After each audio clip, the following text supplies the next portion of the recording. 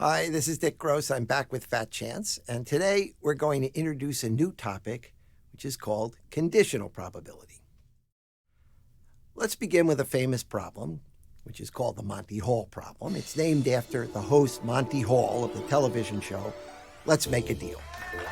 And in that show, the contestants were shown 3 doors and asked to choose one of the doors. They received the object that was behind that door. Behind one of the doors was a highly desirable item, let's say a car. And behind the other 2 doors was something of little or no value, let's say a goat. Now, to some of you, a goat may have more value than a car, but for the purposes of this lecture, let's say that you want to win the car. Clearly, the probability of winning the car, since there's 1 car behind 3 doors and you're just choosing a random door, is 1/3. And the probability of ending up with a goat is 2/3. But the game on the television show was enhanced in the following way. After you, as contestant, made a choice of the door, Monty Hall opens one of the 2 remaining doors to show you a goat. So there are 2 closed doors. Behind one of them is a car and one of them is a goat. You've chosen one of them. Monty then offers you the opportunity to change your choice of doors, to take the other door or the one you've originally chosen. And the question is, should you stay with your door or change doors? Now, at first, it appears that there is absolutely no advantage to changing doors. Whatever door you've chosen, there is a goat behind one of the other 2 doors. Monty knows that door. He just opens a door with a goat behind it. So it appears that no additional information has been given to you by him opening that door. But the surprising fact that emerges is that you should always change your door to increase your chances of winning the car. Let's see why. If you stick with your original choice of doors, you win the car 1/3 of the time. But if you switch the doors, you'll lose in the case you would have won, and you'll win in the case you would have lost, because there are 2 doors left. One has a car and one has a goat. If you've chosen a car and you switch, you then get the goat. And if you had chosen a goat and you switch, you get the car. But your original probability of losing was 2/3. And by switching to remaining closed door, you now win in these cases. So your probability of winning, if you switch doors, is now 2/3. Now we can see a little bit more about what's going on by extending the game to beyond 3 doors, to suppose you have n doors, with one of them hiding a car and n-1 of the doors hiding goats. Again, you choose 1 door. If nothing else happens, your odds of winning are 1/n. Okay, now suppose Monty opens one of the remaining doors and shows you a goat.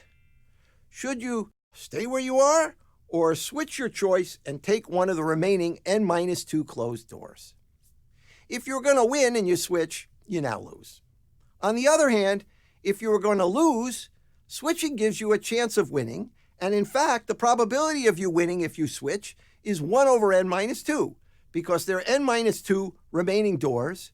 You are going to lose. One of the remaining doors contains the car. So the probability you will now win is 1/n-2. The original chance of losing was n-1/n. The probability of winning if you switch is 1/n-2. So the probability of winning after switching is n-1/n-2 times 1/n.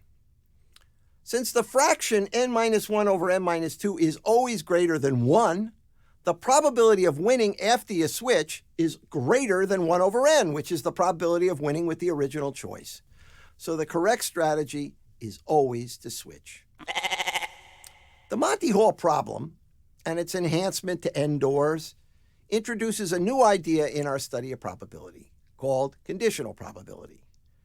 And this concept comes up frequently in games where there are 2 steps, and the probability of a result at the second step depends on what happens at the first step. For example, whether you got a car or whether you got a goat. In the enhanced Monty Hall game, the first step is choosing one of the doors. Let A denote the event where we guess correctly, and B denote the event where our guess is wrong. If P of A is the probability that A occurs, and P of B is the probability that B occurs, then we know that P of A is 1 over n and P of B is n minus 1 over n. That's simple probability. That's not conditional probability. We can jazz it up by saying behind the n doors we have k cars instead of just one car. And then the probability of winning would be k over n. And the probability of losing would be n minus k over n. And notice that the probability of winning plus the probability of losing always adds up to 1 as either A or B occurs. Let's continue with this more elaborate game and calculate the odds of winning if we decide to switch doors. We know that the odds of winning if we stay where we are k over n. Does the odds of winning get better or worse if we switch doors? Let's call this event winning, W. We can't calculate the probability of winning on the strategy of switching doors right away, but we can calculate the chance of winning if our original guess was correct. Let's call that the probability of winning assuming A. If we're correct in our original guess, so we've chosen a car, then there are k minus 1 cars remaining behind the n minus 2 doors we can choose from. So the probability of winning assuming A, assuming we're going to switch and we had 1 on the original choice, is k minus 1 over n minus 2. Now the probability that we were correct and then we win by switching is just the product of the probability that we were correct with the probability of winning assuming we were correct.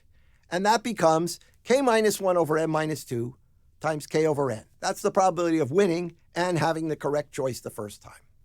We don't know the probability yet of winning, but we can calculate it if we also calculate the probability of winning when the original choice was not correct. So we have to calculate the probability of winning assuming the original choice is not correct and multiply that by the probability that the original choice was a goat. Well, we know the probability that the original choice was a goat is n minus k over n. So we have to calculate the probability of winning, assuming that the original choice was a goat. Well, in that case, there are k cars remaining behind the n minus 2 doors. So the probability of winning when we switch, assuming that the original choice was a goat, is k over n minus 2. And the probability that we win by switching and the original choice was a goat is k over n minus 2 times the probability of a goat choice, which is n minus k over n. Having calculated both the probability of winning when the original choice was correct and the probability of winning when the original choice is wrong, we can calculate the probability of winning with this switching strategy by adding those two results, because either the original choice is correct or it's wrong. And we find that the probability of winning is k minus 1 over n minus 2 times k over n plus k over n minus 2 times n minus k over n, which works out to be k over n times the fraction n minus 1 over n minus 2. Now, this is always greater than the probability of winning without making a switch, because that was k over n. The fraction n minus 1 over n minus 2 is always greater than 1.